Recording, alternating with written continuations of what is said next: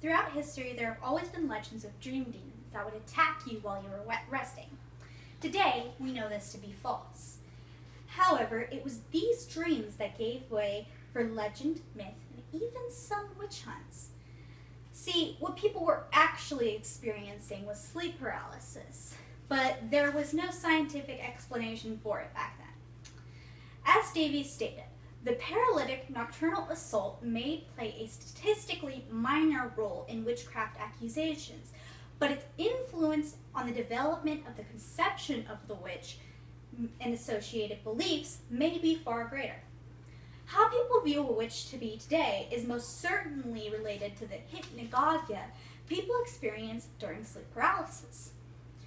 What exactly is hypnagogia? Some scientists attribute it to problems in vision, but the reality is it is the images your brain creates when you're half awake. Schwegner claims that while hypnagogia is not a dream, it shares with dream a visual nature. Most often, these visions that are produced are ones of a horrific nature, due to the anxiety experienced when you are unable to move.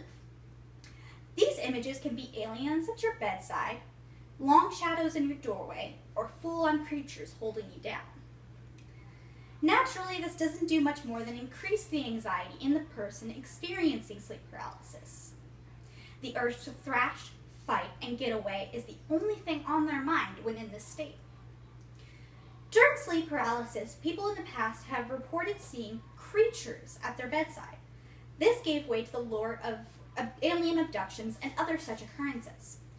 Schwegner claims that in the hypnagogic state, observation is from a distance.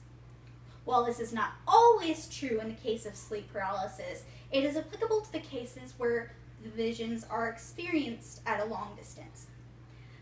A good theory for why could be that it depends on how deep in the dreamlike state you are when you deal with sleep paralysis. If you are more awake when you realize your body is paralyzed, you'll deal with the distance side of hypnagogia.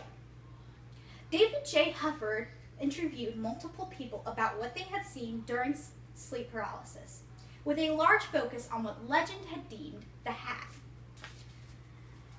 The hag is how people typically imagined witches to look like when sleep paralysis was an undiscovered thing. Interviews would begin with a question on what the hag looked like, often an old lady with long fingernails holding the subject down. When the interviews continued, he would ask the subjects what they felt during their paralyzed state. When it came, he couldn't speak, only make throaty noises, claimed one man. To continue an earlier point, the hag is a vision created by hypnagogia, and hypnagogia is the reasons pilgrims had a set view of a witch's appearance. One can theorize that hypnagogia is actually your brain attempting to give reason for what it is feeling. Can't move? Must be a creature holding you down. Feels like you're being watched? Could be a ghost or an alien. Obviously, these solutions aren't logical, but it's the combination of legend and this scientific occurrence that gives way for more legends to be created. So, what is the science behind sleep paralysis? White claims it is simply when people, upon falling asleep or awakening, typically experience the inability to move. However, science will go more in depth than that. Beyond the terror, the visions, and of course the paralysis, studies have found a basic idea of what happens during sleep paralysis. Your brain has two sleep modes. One of them is REM mode. REM is the deeper rest state, where you experience dreams and your body moves less. Now, if too much activity is going on in the brain, when it will snap out of REM mode before it is ready.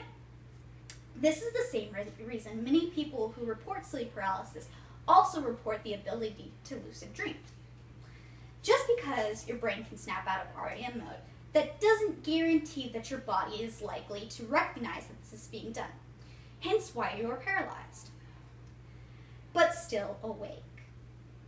Dogrami and Sharpless write that sleep paralysis has also been found to be associated with specific symptoms. One of the main ones is anxiety.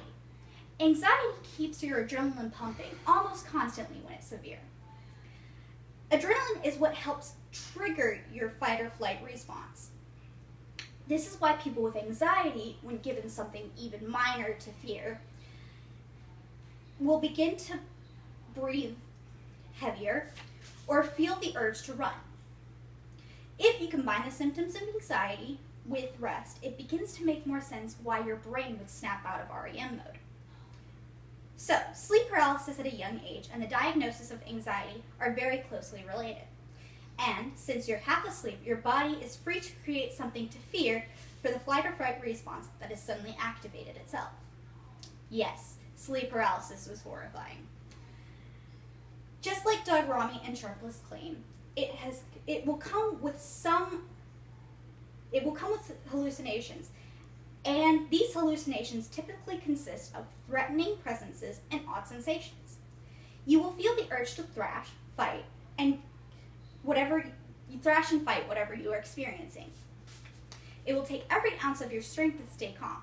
However, I hope learning the science behind it is something you can keep in mind should you ever experience it.